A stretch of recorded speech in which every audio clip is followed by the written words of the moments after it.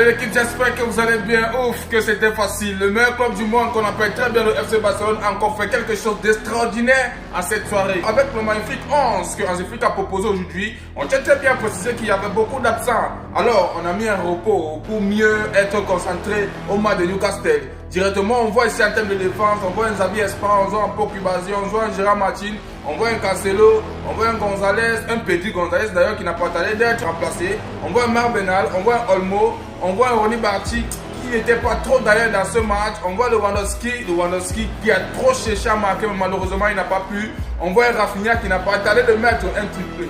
Alors quand on vient ici en termes de possession, on tient très bien à constater qu'on était largement supérieur. Quand je dis on était, c'est à propos du FC Barcelone. On voit ici en termes de tir, on s'en sort avec 13. De l'autre côté, on voit 5. En termes de tir 4, on s'en sort avec 8. De l'autre côté, il y a 4. En termes de possession, on s'en sort aussi.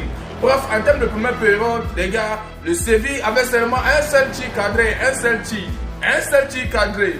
Bref, le match a commencé très rapidement. On tient très bien à préciser que le FC Barcelone a pris le tempérament comme les gars voulaient. Les gars se sont assis, ils ont formé les jeux. On a fait tout ce qu'on voulait. Et comme le match était très bien accéléré, la personne qu'on appelle Cancelo n'a pas attendu de faire quelque chose de bon.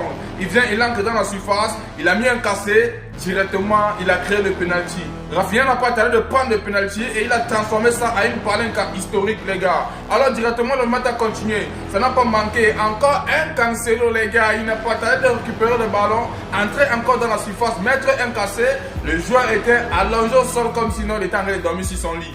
Directement, la main n'a pas attendu de toucher la balle. C'était encore un penalty que Rafinha n'a pas attendu de transformer en but. Alors, le match a continué de bout en bout. À la 38e minute, Dani Olmo n'a pas attendu de mettre un banger sur une passe décisive de Marc Benal. Un Olmo qui n'a pas attendu d'être présent dans la surface. Une passe extrêmement décisive de Benal directement dans le fond du filet, les gars. Et alors, le FC Barcelone, ce qu'il y avait aujourd'hui, c'est le manque de compréhension. Parce qu'on tient à préciser qu'à la 45e minute plus 3, un Osso de Séville n'a pas tardé de marquer un but par une passe de Joël Sanchez, s'il ne me fait pas erreur. Alors, je croyais qu'on devait aller à mi-temps par 3 buts à 0, mais malheureusement nous sommes allés à 3-1. Mais les gars, c'était pas fini. Les gars sont revenus très rapidement. Rafinha d'ailleurs, qui a inscrit 2 pénaltys, n'a pas tardé de venir répondre présent avec un but par une passe décisive de Fermin Lopez à la 51e minute. C'était très bien, les gars. Tellement il a frappé, ça a contré directement, c'était au fond des filets. Alors, le match a continué de bout en bout à la 60e minute.